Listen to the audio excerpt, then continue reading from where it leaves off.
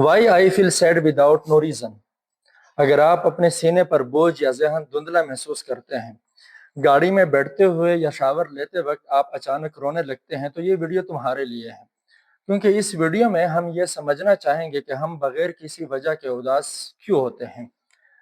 سب سے پہلے تو یہ سمجھنا ضروری ہے کہ آپ جس چیز کو بغیر کسی وجہ کے اداسی کہتے ہیں،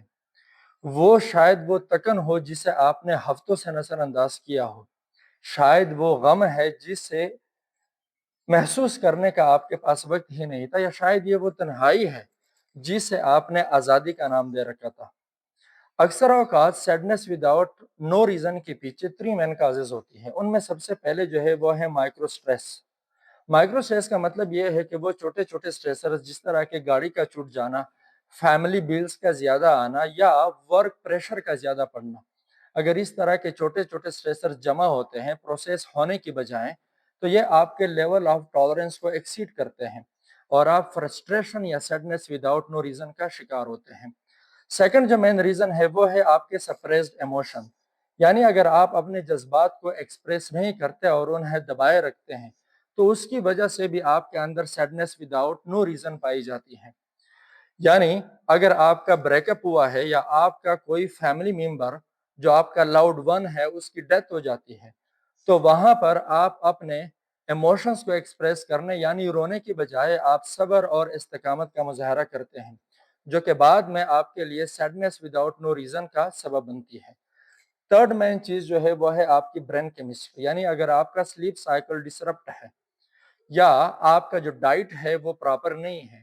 اس کے علاوہ اگر آپ کسی اور بیماری کا شکار ہیں، تو اس کی وجہ سے آپ کی جو برین کیمسٹری ہے وہ الٹر ہو جاتی ہے یا وہ چینج ہو جاتی ہے، اور اسی وجہ سے بھی آپ سیڈنس وداؤٹ نو ریزن کا شکار رہتے ہیں۔ اگر آپ سیڈنس وداؤٹ نو ریزن کا شکار ہے تو اب اس سیڈنس وداؤٹ نو ریزن سے چھٹکارا کیسے حاصل کرنا ہے؟ سب سے پہلے جب آپ اداس ہو جائے تو آپ نے اس اداسی کو نام دینا ہے، جیسے یہ اداسی ہے، یعنی اس کی ایموشنل لیبلنگ کرنی ہے، اور اس کے بعد آپ نے اس اداسی کے ساتھ لڑنا نہیں ہے، نہ آپ نے اس اداسی کو ٹھیک کرنا ہے، بلکہ آپ نے اس اداسی کے ساتھ بیٹھنا ہے اور یہ معلوم کرنا ہے کہ یہ اداسی آپ کے جسم کے کس حصے میں پائی جاتی ہے، یعنی یہ آپ کے معدے میں پائی جاتی ہے، یہ آپ کے سر میں، یا یہ آپ کے گلے میں پائی جاتی ہے۔ جہاں پر یہ اداسی پائی جاتی ہے وہاں پر آپ نے 2 سے 3 منٹ تک گہری سانسیں لینی ہے۔ اچھا، اس ٹیکنیک کا فائدہ یہ ہے کہ جب آپ اپنے ایموشنز کو لیبل کرتے ہیں تو آپ کے برین کے تھریٹ ڈیٹیکشن سسٹم کا جو رسپانس ہے وہ کم پڑ جاتا ہے، اور اس کے بعد جب آپ اپنے ایموشنز کے ساتھ بیٹھ جاتے ہیں، یعنی آپ اداس ہو کے اس اداسی کے ساتھ لڑنے کی بجائے یا اس کو ٹھیک کرنے کی بجائے بیٹھ جاتے ہیں، تو آپ کا برین جو ہے وہ اس اداسی کو پروسیس کرتا ہے اور اس کو سپریس نہیں کرتا۔ تو جتنا ہی آپ کا برین آپ کی سیڈنس کو پروسیس کرتا جائے گا، تو جو کنسنٹریشن ہوگی اس سٹریس کی وہ کم پڑ جائے گی، یعنی آپ کا سٹریس ڈائلوٹ ہو جائے گا،